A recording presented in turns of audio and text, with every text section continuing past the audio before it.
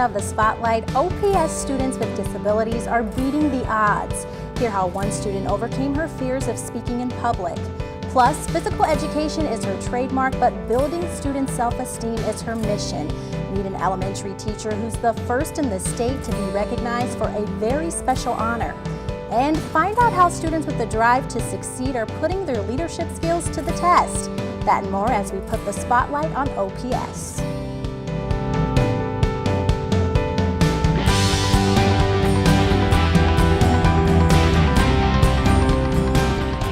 Hi, I'm Dara Newsom with the Omaha Public Schools Office of District Communications. Thank you for joining us for this edition of the Spotlight. For some people, what may seem like a simple task can be difficult for others to accomplish, like speaking in public or interacting with people. The transition program at OPS seeks to help young adults who struggle in these areas. I had the opportunity to spend time with students and teachers in the transition program, and they're proving that despite one's obstacles, anything is possible.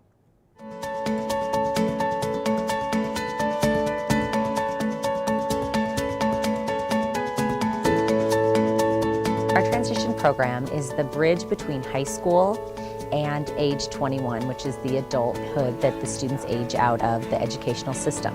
Transition program supports students with disabilities, and we focus on vocational training, functional academics, community relationships, community outings, and daily living and health and personal hygiene. Transition program is housed at one site is the Paralyzed Veterans of America building, then the other site is at the Career Center. And then we do bus students to our daily living house on Burt Street. Our ultimate goal for transition is for our students to become as independent as possible.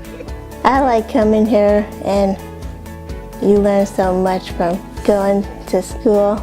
She has a social disability, Asperger's syndrome. Before she started the program, she wouldn't talk at all. She would just not talk.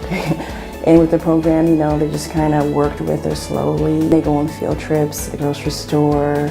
I mean, some of the things that we take for granted, you know, with her disability, she's really shy and doesn't open up. So this program has helped her to blossom and get comfortable, you know, with being in the public, you know, and dealing with people and situations. My money skills has helped me when we go to the store, and if I buy something, I might need a little help going or counting the change out. It's helped me, but I just need a little more help with it. She has come a long way. Oh my gosh. She has come a really long way. She was born prematurely, and she only weighed like 1 pound, 5 ounces. So to see her grow from this little bitty, you know, baby to this blossoming young woman is just amazing. Our transition teachers, whether it's the work experience teachers or the classroom transition teachers, they take on not just being a teacher, being a mentor, being a job coach.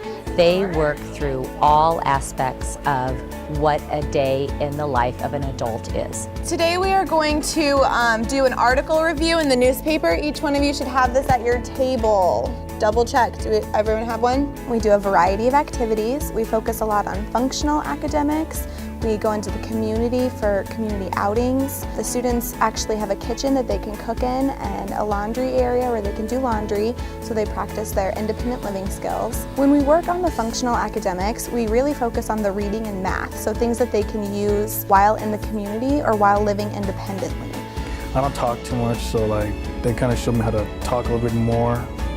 It's kind of like they do like one of those rolling plays, you know, like you do like a role play, and you gotta tell a person to talk. So from the beginning of the year until the end of the year, we see a lot of growth in our students. We see a lot of maturity. We see a lot of them taking tasks seriously because they know that in order to live independently, they have to master the tasks that we're putting forth.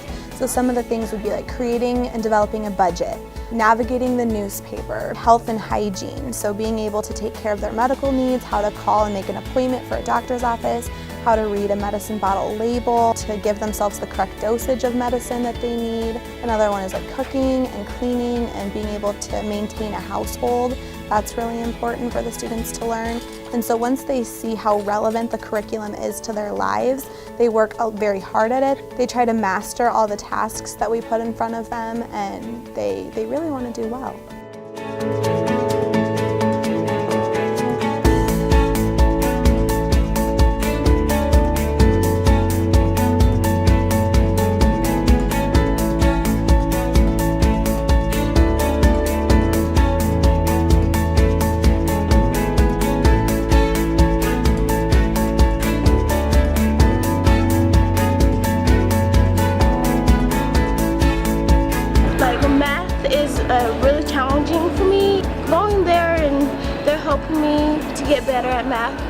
I'm trying to get a job, and so this program will help me to get a job and stuff like that, and like help me with my future, and so that's what I'm looking for. All of these jobs, including Goodwill and Mutual, which are our large sites that support our students, are all working on skills that the students would need that can be applied from job to job. Each semester, they have an opportunity to switch job sites to acquire new skills. We're here at Mutual of Omaha.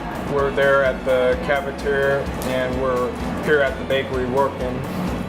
Most of our students are here 3 years, so our goal is to give them as many opportunities as possible and as many experiences. So they may start at Mutual of Omaha in their first year, and they may work at a grocery store for a semester, and then at a hotel for a semester, and then maybe at the end work at somewhere like the zoo or at UNO. So we have a bunch of variety of work sites throughout the district that we use with our students in transition. And our goal is to find, that niche, that thing that they're most successful at, that they enjoy the most, and try to lead them towards that as far as finding a job in the future. The most fulfilling part of the job for me is just to see the development of skills by the students.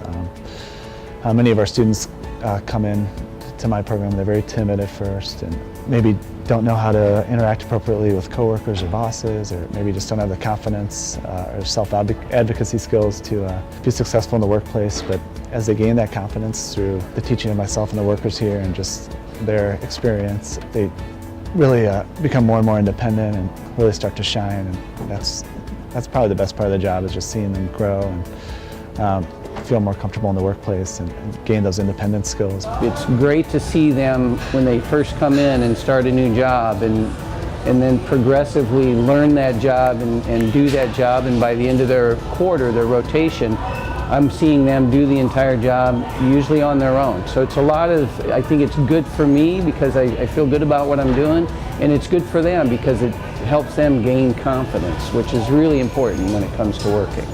When I first started, I got good. By the end, I know that most of the students are going to be able to go out and find competitive employment, so it's great to be able to be a part of that. I get to see former students all the time out in the workforce, and now I see what do we need to do as educators in OPS to ensure that our students are active and participating member in society and not just home. I want to see a citizen that is making some differences.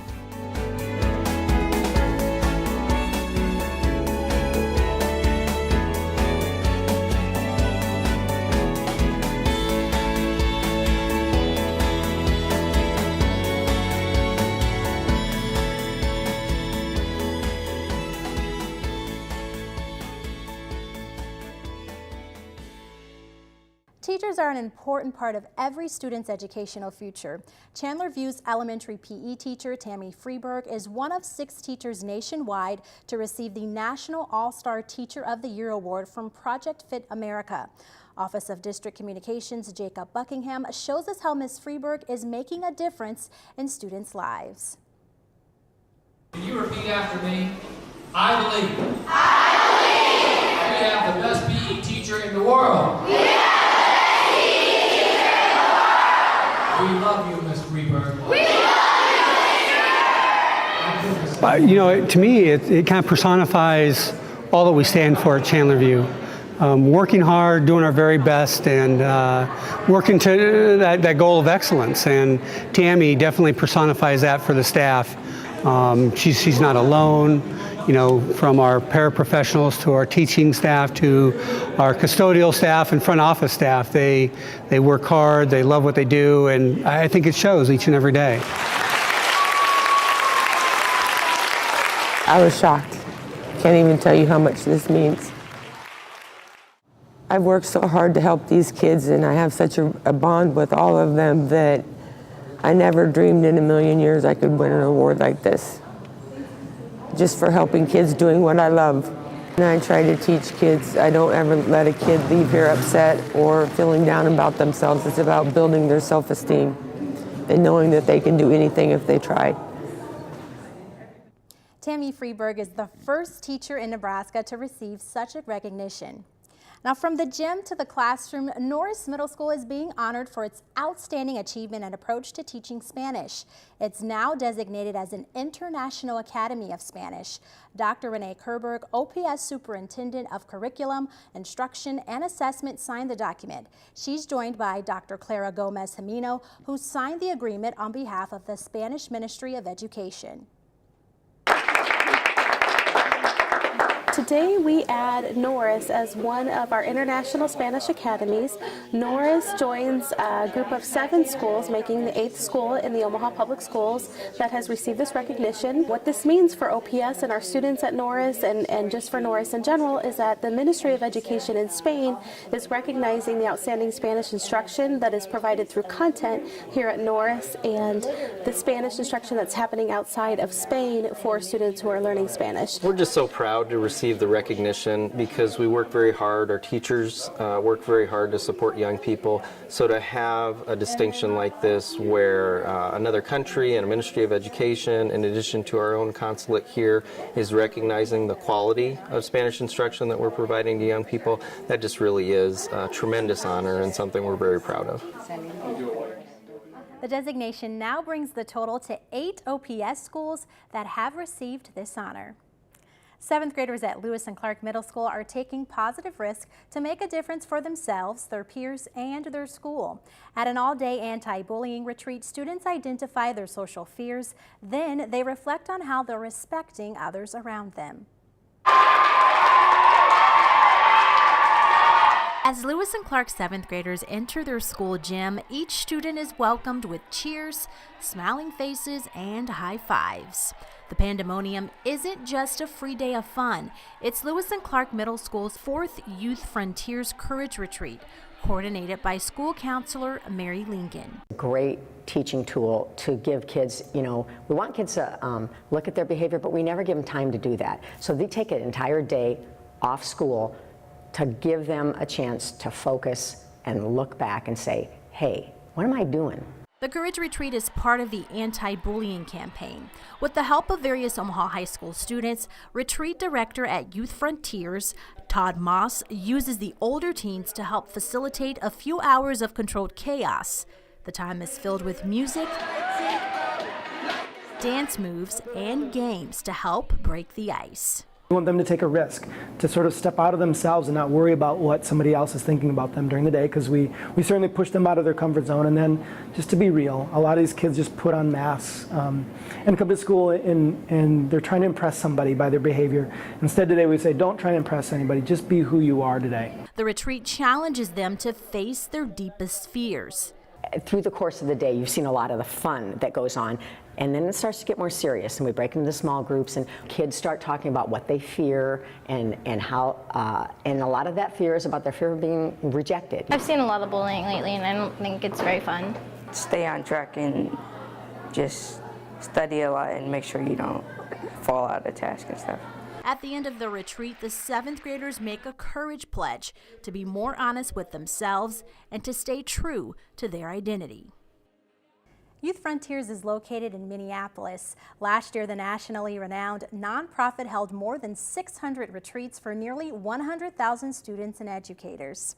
Now, the next group of students you're getting ready to see are smart, creative, and enthusiastic in a way that's contagious. More than 100 students involved in the Career Center's SkillsUSA Nebraska chapter are preparing for their state competition in April. They'll showcase their skills in a variety of professional categories like broadcasting, welding, and even health occupations.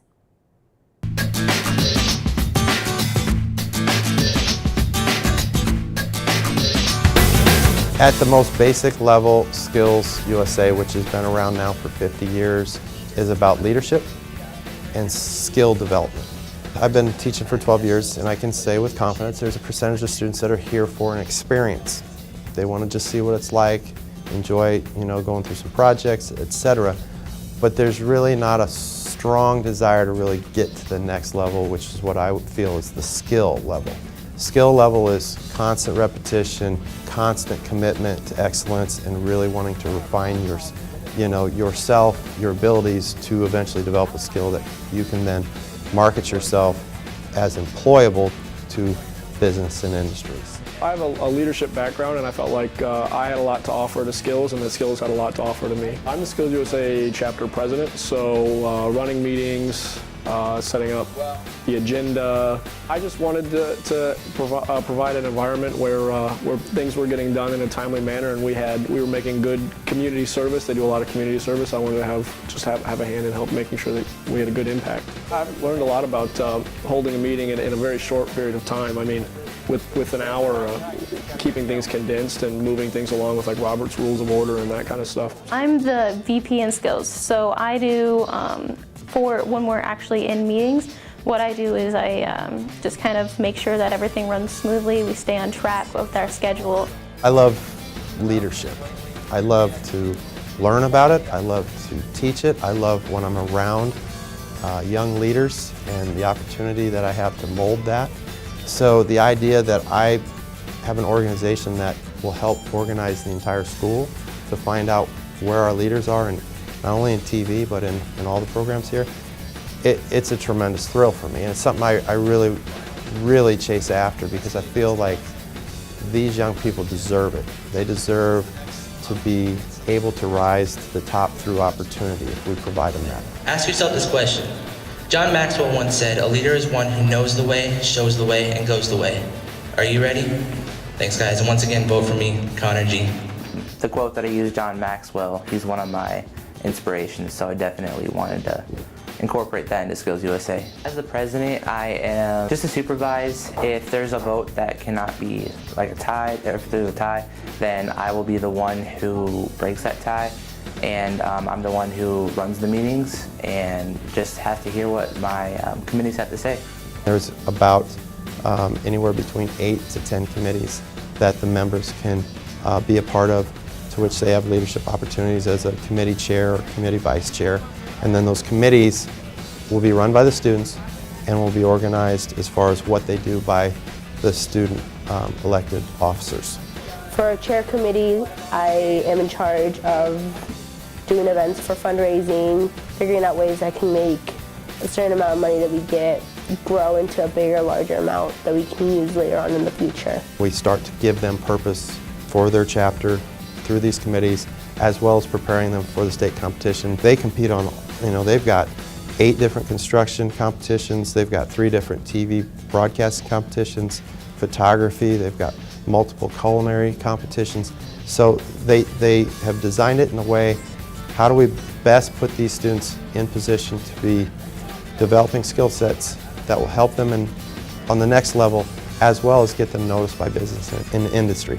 I'm planning on doing CPR and first aid probably. I'll be working in automotive and motorsports, probably welding and diagnostics.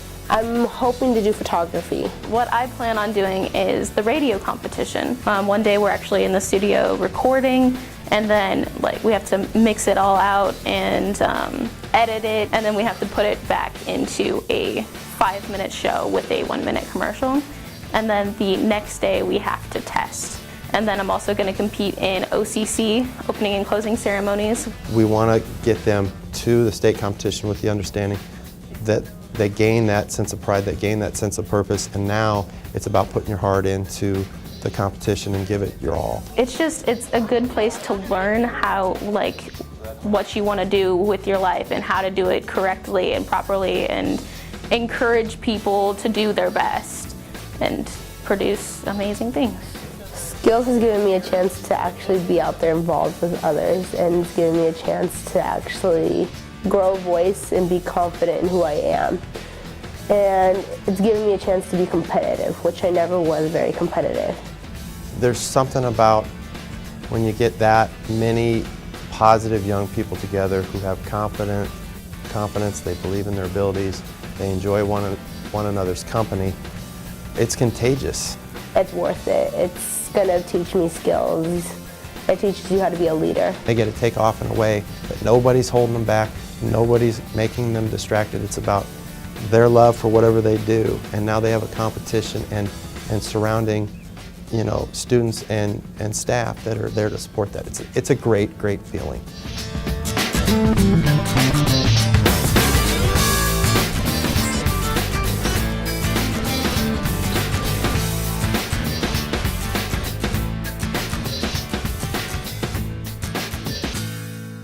The SkillsUSA state competition will be held at the CenturyLink Center from April 15th through the 17th.